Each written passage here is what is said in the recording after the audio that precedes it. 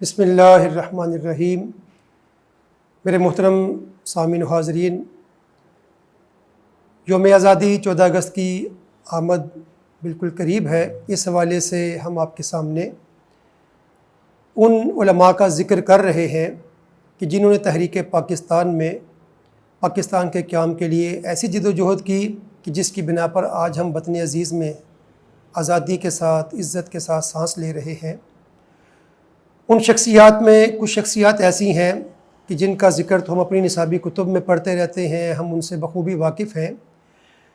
کچھ شخصیات ایسی ہیں کہ ان کا نام اور شہرت تو ہے، وہ بحیثیت ادیب، بحیثیت شاعر، لیکن تحریک پاکستان کے حوالے سے ان کا وہ کردار کہ جو اس تعارف کا محتاج ہونا چاہیے تھا، ایسا نہ ہو سکا۔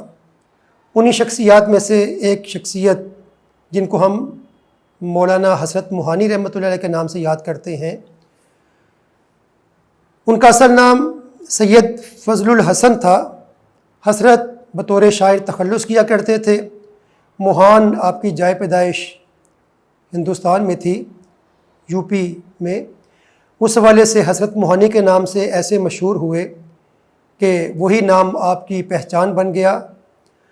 آپ نے اپنی طالب علم کی زندگی میں ہی اس انداز سے کامیابیاں حاصل کی کہ جس میدان میں گئے، مڈل پورے صوبے میں فرسٹ ڈویژن کے ساتھ پاس کیا، بی اے پورے ضلع میں امتیازی حیثیت سے پاس کیا، درس نظامی کی، اور بڑے بڑے مشائخ اور علماء کی صحبت میں وقت گزارا۔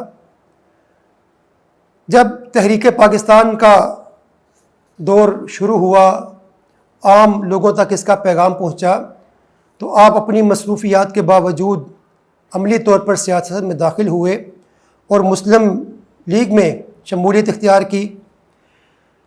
اس زمانے میں مسلم لیگ کو نوابوں، شہزادوں اور رئیسوں کی جماعت سمجھا جاتا تھا۔ آپ نے پہلی مرتبہ مسلم لیگ کو عوامی جماعت بنانے کے لیے عامۃ الناس کے دروازے کھولنے کے لیے جد و جہد کا آغاز کیا، جس پر بجا طور پر قائد اعظم رحمۃ اللہ علیہ فخر کیا کرتے تھے۔ دیگر کابرین کے خراج تحسین کے کلمات بھی ہمیں ملتے ہیں۔ یہ ہم موضوع سے ہٹ جائیں گے۔ مولانا حسن موہانی رحمۃ اللہ علیہ کی طبیعت کی جو پہچان ہے وہ حق گوئی۔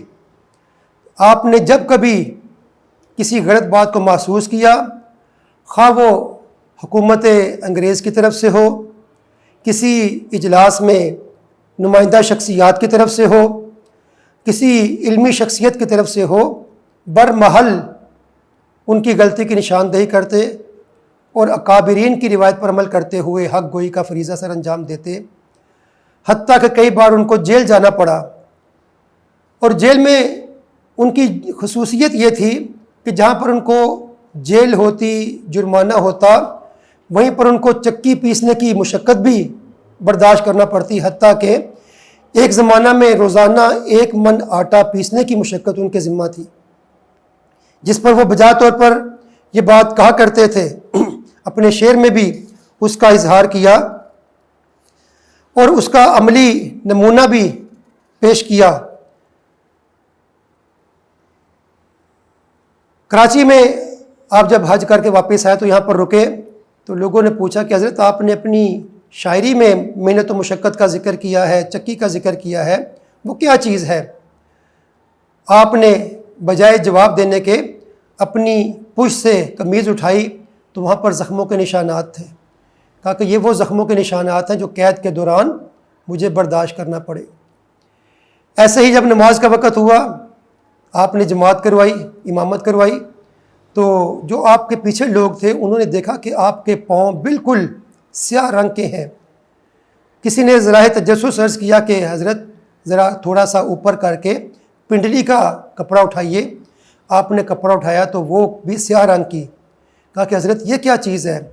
کہا کہ تحریک آزادی کے دوران حق گوئی کا فریضہ سر انجام دیتے ہوئے حکومت برطانیہ کی روش پر تنقید کرتے ہوئے جب مجھے جیل ہوتی، مجھے الٹا لٹکا دیا جاتا، گھنٹے مجھے ایسے ہی رکھا جاتا، جس کی بنا پر میری ٹانگیں بالکل خشک ہو گئی اور ان کا رنگ سیاہ پڑ گیا۔ تو میرے محترم سامعین و حاضرین، آئیے ہم جہاں پر 14 اگست کی خوشیاں منا رہے ہیں، جھنڈے لہرا رہے ہیں، جلسے جلوس کا انعقاد کر رہے ہیں، وہاں پر ان ہستیوں کو خراج تحسین پیش کریں کہ جنہوں نے واقعتاً اپنا خون دے کر پاکستان کے گلشن کی آبیاری کی ہے۔ ان کی روح آج ہم سے تقاضا کرتی ہے ہمیں بھی یاد رکھ لینا چمن میں جب بہار آئے، کیونکہ ان کا خون شامل ہے تزئین گلستان میں۔ اللہ تبارک و تعالی ہمارے ان اکابرین کی قبر پر کروڑوں رحمتیں نازل فرمائے، اور ہم سب کو ان کا مشن جاری و ساری رکھنے کے لیے محنت کرنے کی، عملی کام کرنے کی توفیق عطا فرمائے، اور جن مقاصد کے پیش نظر پاکستان حاصل کرنے کی کوشش کی گئی، ان مقاصد کی تکمیل میں اپنی رحمتیں عطا فرمائے۔ پاکستان کا مطلب کیا؟ لا الہ الا اللہ۔ دستور ریاست کیا ہوگا؟ محمد الرسول اللہ۔ اسلام زندہ باد، پاکستان پائندہ باد۔ نعرہ تکبیر، اللہ اکبر۔ پاکستان زندہ باد۔ اسلام زندہ باد، پاکستان زندہ باد، اسلام زندہ باد۔ پاکستان کا مطلب کیا؟ لا الہ الا اللہ دستور ریاست کیا ہوگا؟ محمد الرسول اللہ، کون ہمارا رہنما؟ محمد الرسول اللہ۔ پاکستان آئندہ پاک آرمی زندہ باد، پاک آرمی زندہ باد۔